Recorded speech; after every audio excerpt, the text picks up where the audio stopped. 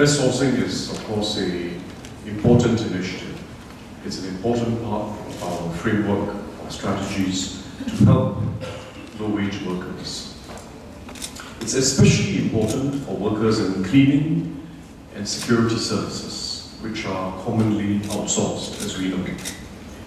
These are socially useful jobs, cleaning and security jobs. They're socially useful jobs. The workers in these jobs play an important role in creating clean, safe, and pleasant places for everyone to live and work in daily. Unfortunately, cheap sourcing is prevalent in cleaning and security. It has led to stagnant wages for cleaners. In security, although gross pay for workers has gone up, their basic pay remains low. We are remedying this with the progressive wage model, or PWM. PWM will enable our cleaners and security guards to get better jobs with better pay. I first want to credit NTUC for taking the lead in conceiving and promoting the progressive wage model. It is now a tripartite approach for the cleaning industry, and similar tripartite discussions are now proceeding in the security industry. And they're proceeding well. The government itself, as a buyer of services, has taken the lead in adopting best sourcing practices. But government procurement only covers about 11% of resident cleaners and a roughly similar proportion of all security service contracts. So clearly, at just 11% of the market, government cannot transform industry practices on its own. I'm heartened by the good showing of service providers and buyers today. It demonstrates the ongoing efforts of E2I and the tripartite partners to promote responsible outsourcing practices are bearing fruit. However, even with the more enlightened businesses coming on board, there is no assurance that responsible outsourcing will become widespread in the cleaning and security industries. We are therefore taking further steps to ensure that responsible outsourcing is the norm in these industries. We will make PWM a condition. We will make the progressive wage model a condition of licensing. It will therefore be mandatory on all companies providing cleaning and security services. We will do this first in the cleaning industry, where the tripartite partners had already agreed on the details of the PWM. Similar discussions are taking place in the security industry, as I mentioned. Let me elaborate on this important step in the context of the cleaning sector, where the shift to mandatory PWM practices will come into effect by later this year. There are about 55,000 cleaners in our resident workforce today. They earn a median gross wage of about $850 per month. $850 per month. Not only is that low pay, but most cleaners have also not enjoyed the real wage growth seen among workers nationally, including other lower income Singaporeans in the last 5 years. The reason for this is cheap sourcing, which is prevalent in the cleaning industry. Cheap sourcing practices have held down wages. They have also led to high attrition and churning of employees, making skills acquisition difficult. What will the progressive wage model achieve? The progressive wage recommendations of the tripartite cluster of cleaners will first provide better entry-level wages, $1,000, or 20% higher than today's median basic wage for cleaners. Secondly, they offer a pathway to higher pay based on work experience, skills upgrading, responsibilities, and productivity improvements. This pathway, or the wage skill ladder, we call this pathway the wage skill ladder, is a defining feature of the progressive wage model. For example, a cleaner who has been trained and deployed to use motorized ride-on equipment like sweepers or steam cleaners, enabling higher productivity, commands a higher wage than an entry-level cleaner doing more manual tasks. Under the PWM, this skilled cleaner will receive a basic wage of $1,400 or more, while a supervisor in a team of cleaners would command a basic wage of $1,600 or more. To the cleaner, the PWM wage skill ladder provides assurance of better wages and career progression if he or she picks up the required skills. And there's no greater pride at work than being able to build up skills and experience, do a quality job, take on responsibility, contribute more, and earn more. There are already many examples of how this works. Mr. Arif bin Juma'at is one of them. 40-year-old Mr. Arif has been undertaking cleaning and housekeeping work since leaving school. When he first joined Ramki Cleantech Services in 2010, he earned a basic salary of about $800 a month. With the support of his employer and funding under the Workfare Training Support Scheme, he attended courses to improve his understanding of cleaning processes and workplace safety and health procedures. He also mastered the use of scrubbing machines. With these skills in hand and having performed well on the job, he was promoted to an assistant supervisor in 2012. Mr. Arif now oversees a small team of cleaners deployed to One Marina Boulevard. He has seen his basic salary grow to around $1,400 today, given his increased responsibilities.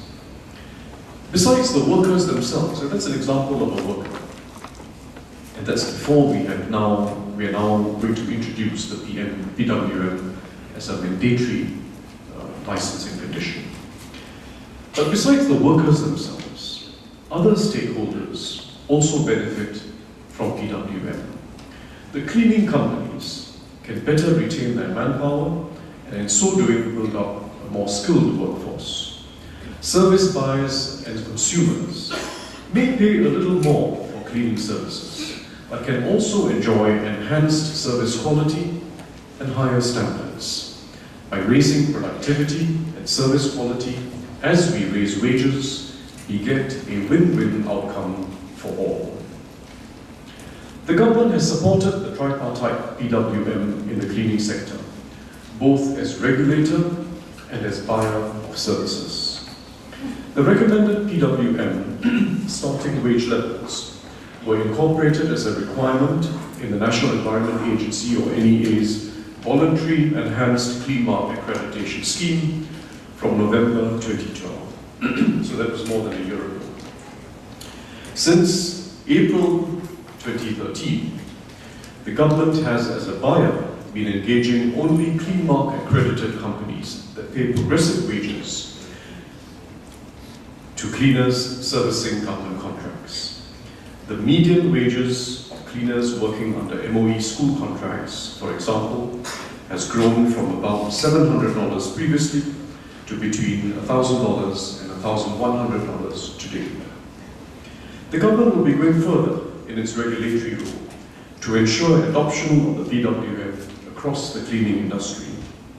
Later this month in Parliament, Minister Vivian Balakrishnan will table the bill to introduce a mandatory licensing regime in the Environmental Public Health Act that will require all cleaning businesses to have a license to operate. A key licensing requirement is for companies to pay resident cleaners wages determined by the tripartite partners under the progressive wage model. This is regardless of whether they contract with government or commercial entities as buyers. Cleaning companies will have until September this year to comply. Once the Act is passed, we will take non-compliance seriously. There will be penalties imposed on companies that fail to comply with the licensing conditions. In particular, for any breach of the progressive wage requirement validated by the Commissioner of Labour, such companies may have their licenses suspended or revoked. In addition, service buyers procuring from non-licensed cleaning companies will also face penalties under the law. Apart from cleaning, the security industry is the other major example where cheap sourcing is common. There are about 70,000 security officers, 70,000 officers in the industry. NTUC is working with its tripartite partners to remedy low basic wages and the long overtime hours that security officers have to put in to get higher gross pay. When the tripartite agreed PWM is ready, it will be incorporated into the existing licensing framework for security companies that is administered by the Singapore Police Force, and hence become mandatory. As in the cleaning industry, the PWM will incorporate a progression pathway covering not only entry-level wages in security services, but a series of wage points on a wage skill ladder. Making the progressive wage model mandatory in cleaning and security services is a significant but targeted initiative to help lower income and vulnerable workers in these industries. I want to emphasize 2 points about this move. First, it is a targeted approach, not a national minimum wage. We are using licensing rules to ensure progressive wages in these industries because of the prevalence of cheap sourcing in the two industries. Cheap sourcing practices discourage wages, skills, and quality from moving up in the way they do in most other industries. This is compounded by the preponderance of older workers with low education in the two industries, workers whose job choices in the labour market are unfortunately limited. So we have two special characteristics in cleaning and security: cheap sourcing and the preponderance of older workers with limited formal education. So that's the first point I want to make, that it is a targeted approach for these two sectors and for sectors that are similar in nature, and it is not a national minimum wage. The second point is that the progressive wages in these industries will be determined through tripartite negotiations. We are not setting wages by political decree. What legislation will do is to ensure that the progressive wage model that the tripartite partners work out is actually implemented across these industries. This tripartite approach, and especially the involvement of both unions and employers in setting appropriate wages and a wage skills ladder, is important. It reduces the risk that workers, especially our older and more vulnerable workers, will lose their jobs as wages go up. So that's a fundamental point, that this is set through a tripartite approach and not by political decree. And we've done this in order to reduce the risk of job loss as wages go up. Our approach is therefore different from one of legislating a national minimum wage. Many countries have a national minimum wage. I don't intend to get into a full discussion here on minimum wages, but let me just say that there's more than meets the eye in how minimum wages impact the poor. There's more than meets the eye. In most European countries, high minimum wages have been accompanied by high unemployment, with the most severe impact falling on people with the lowest skills. Politicians are keen to take the credit for raising minimum wages, without accepting responsibility when those with low skills and experience are unable to find an employer at the minimum wage. Youth unemployment now exceeds 20% in much of Europe, including its most successful economies. The US is an even better example. Why is it even better? Because its minimum wage is in fact much lower than in Europe, and the US labor market is also more flexible.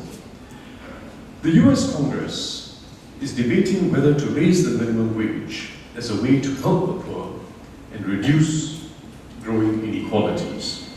But as a number of reputable economists have pointed out, a higher minimum wage will help some people while hurting others, and the poor will typically not be the ones being helped. This is because the majority of the poor in the United States are unemployed, not at work. Higher minimum wages will reduce their opportunities to find an employer, not help them. On the other hand, more than 1/3 of those who actually earn the minimum wage are teenagers, many of whom come from better off families. The average family income of teenagers who are on the minimum wage in the US is in fact well above the national average for all families. They are better off. A higher minimum wage, therefore, does little in practice to improve opportunities for poor families or to reduce social inequalities. Our approach is different. We want to raise incomes while helping everyone, including those with less skills, to stay on the job ladder. We are restructuring our economy to raise productivity and incomes for all, but providing additional targeted support for lower income and low-skilled. The tripartite progressive wage model that will be mandated in cleaning and security industries, where cheap sourcing discourages wage upliftment, is a new component for these sectors. However, direct government support will remain at the core of our efforts to uplift our lower income workers. Consider our older, lower income workers again. If we add up the direct and indirect wage supplements that the government provides in the form of workfare and the special employment credit, this group of older, lower income workers receives subsidies equivalent to about 40% of their wages from the government. So it's substantial direct assistance to the poor who are on the job. We are also providing strong and targeted government help for lower income families, quite apart from the individual workers. We're providing strong support for the families, especially by giving their children additional support in education and enabling even poor families to own their homes. It is an approach that is achieving results, and there's more to do. Our unemployment rate is amongst the lowest internationally. Lower wage workers at the bottom 20% of the income ladder have seen their incomes grow significantly in real terms in the last 5 years. The availability of jobs and the rise of incomes has also supported household incomes. If we take into account jobs, incomes, plus the government transfers, net of taxes, net of the GST and other taxes, government transfers, if you add it all up together, what you get because people are able to get a job, what you get because wages are going up, and what you get because of government transfers. If you add it all up, household incomes in the bottom 20% grew by 3.1% per year in real terms after minusing inflation over the last 5 years. That's 3.1% per year over 5 years. So it's significant, and I think we are making progress. We are making some progress in helping our low-wage workers and their families, but we are doing more, and we must. We must continue to support them through comprehensive policies that support and reward work and provide hope and opportunities for their families as well. With our joint efforts, between our unionists, our employers, and individual workers themselves, and with the government's support, I'm sure we will succeed. It is this collective approach and this constant search for joint solutions that is a real asset for our workers. It is also how we achieve our goal of becoming a truly inclusive Singapore. Thank you.